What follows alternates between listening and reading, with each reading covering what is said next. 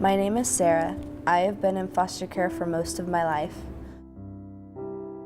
I was 3 years old and a relative came up to me and they always bought me a lot of stuff, a lot of toys, and whenever I knew that I was getting a toy, I knew that I was gonna be sexually abused. I knew that something bad was gonna happen, and I always felt like it was my fault. Homes and circumstances have changed many times. I remember the day in the courthouse when I was testifying against the relative, when they had denied the imprisonment, that all they did was smile and wave and say that everything was going to be okay. And then that's when another relative started abusing me.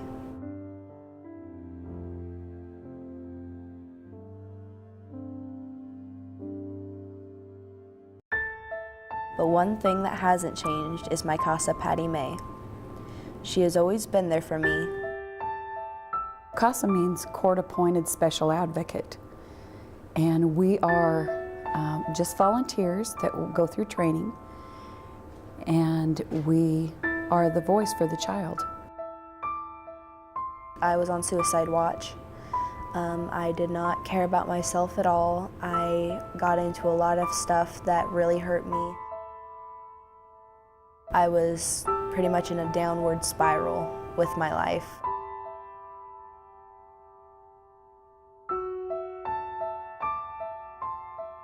Mrs. May goes up in front of the judge and fights to keep my best interest in mind. There's a lot of kids that need somebody to speak up for them because they are being abused on a daily basis. She taught me that I can stand up for myself. She cares about everything that happens to me. If I'm sad, she gives me a hug. Sadness is having a hole in your heart and knowing that no matter what you try to fill it up with, it's never going to be filled. Mrs. May knows me better than anyone I know. She understands my pain, my sadness, my anger, and my happiness.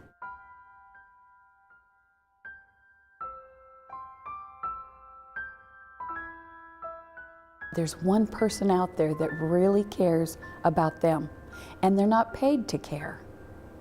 They really genuinely care for them. My CASA fought for me when everyone else seemed to give up. For Sarah, she didn't have any hope because,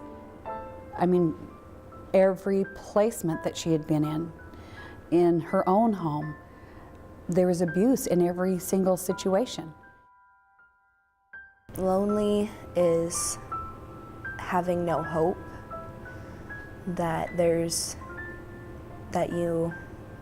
you're just by yourself and you're in your own, it's like being in a black hole. Hope is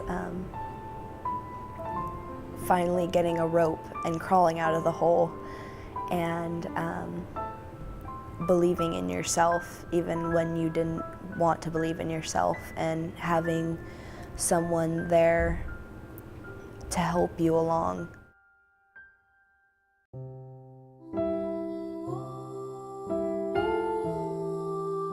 I know presently in where we live, there's not a CASA for every child, and I think there should be. And what child shouldn't get a CASA? Who shouldn't have a voice? My CASA showed me I have a voice and how to use it to advocate for myself. If you're out there and you're contemplating whether you should do this, that this may require too much of your time, I would ask that you would,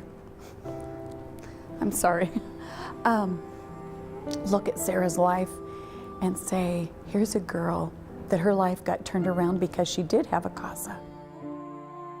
She means a whole lot to me, and I know I mean a whole lot to her.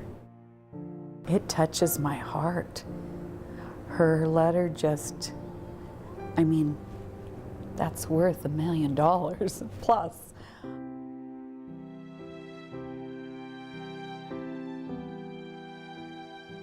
I want to go into the nursing program, and I want to make a difference in people's lives, that when they feel that they have no one there, when they feel that no one cares about them anymore, that I can come along and pick up their pieces and pick up their broken hearts and help them.